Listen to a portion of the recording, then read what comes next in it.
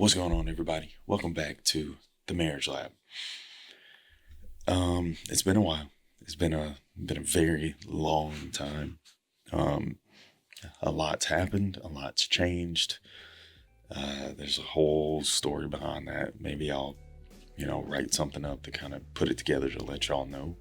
Um, but yeah, short synopsis is got a promotion at work. Had a baby and got baptized. Of course, not in order of precedence, the last one being the most important, but yeah. Anyway, I wanted to come in and make this one a bit different. Typically this channel has been about marriage and seeking your marriage through God and just making sure that you live a good life with your spouse, and just making sure that you guys live within the covenant that it was supposed to be.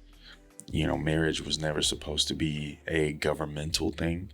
It was supposed to be something between husband or wife and God. And unfortunately, the government split from the church, and then, well, I understand why the split happened, but the government took marriage upon themselves to make it a state thing and add benefits and all that stuff to it and try to incentivize. And now we are where we are, where people are getting divorced left and right. But anyway, I had been contemplating on what I wanted to start making more videos on. And the thing that kind of landed on me, something that I've been interested in doing for a minute, is just coming in here and reading, whatever Bible verses that I'm on. Started trying to read pretty much every day, once if not twice a day. And there's a lot of good knowledge in the Bible. Whether you are somebody who believes in it or not, there's so much knowledge in there that can completely just change your life. So with that being said, today I wanted to go through Romans chapter 3, verse 21 through 26. But now the righteousness of God apart from the law is revealed, being witnessed by the law and the prophets, even the righteousness of God through faith in Jesus Christ, to all and on all who believe, for there is no difference. So I want to go back through that just because I think reading it twice to really grasp what it's saying is a part of the reading. It's not just to read, it's also to understand. This is a story as well as lessons and history. There's so much in the Bible. But and I didn't mention I am reading from the New King James Version. I usually kind of go between that, the Old King James, and Young's literal translation. I like those the best. I think Young's translation is translated directly from Greek and Hebrew, I believe. Not 100% sure, but I know it is directly translated. It's like word for word, and he tries not to add or change anything. But yeah, but now the righteousness of God apart from the law is revealed. The righteousness of God apart from the law is revealed, being witnessed by the law and the prophets, even the righteousness of God through faith in Jesus Christ, to all and on all who believe, for there is no difference. So whether you believe in the law or whether you believe in Jesus, is what it sounds like it's saying here, there's no difference. It's all a part of the righteousness of God. I had to take a second and stop here because there's this semicolon here, excuse me, right after he says, for there is no difference. For all have sinned and fall short of the glory of God. So no matter, it seems like to me, no matter which you believe or which you decide to go by, it doesn't matter. There is no difference, because we've all sinned and we all fall short of the glory. Being justified freely by his grace. So we do not earn his grace.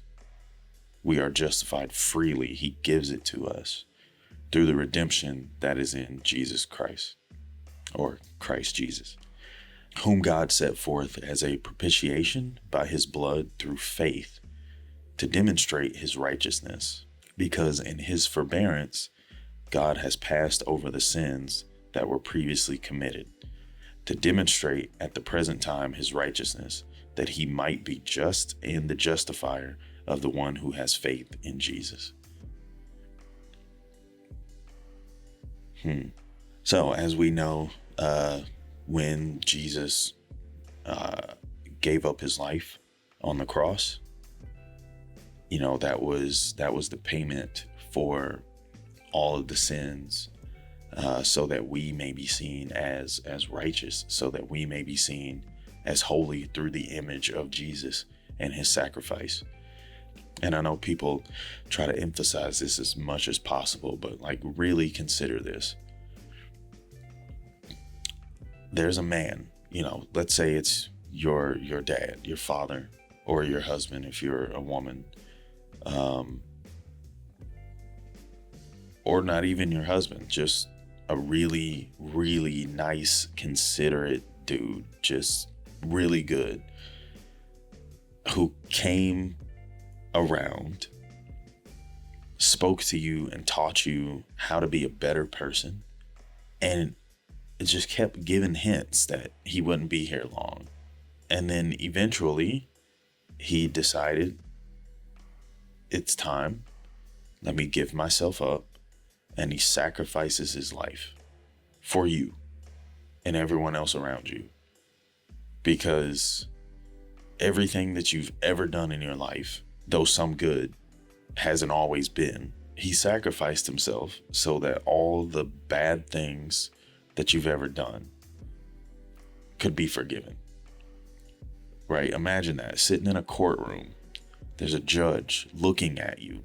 The judge is going through your life, all the things that you've ever done.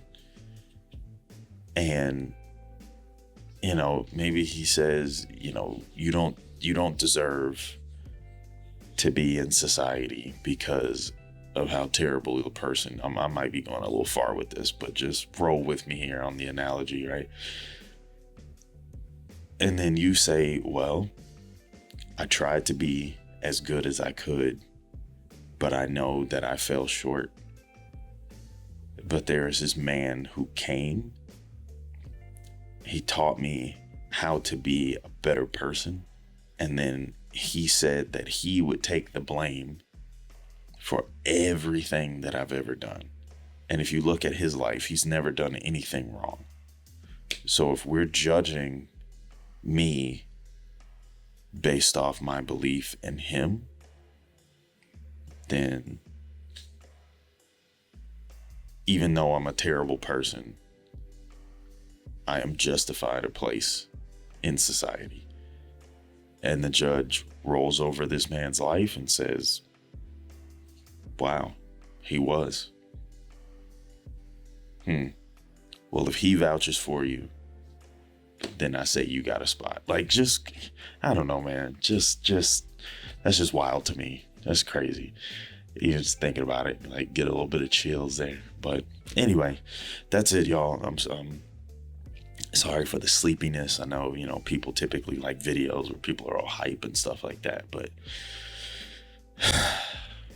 early in the morning, and this is just something that, something that I needed to do, I guess.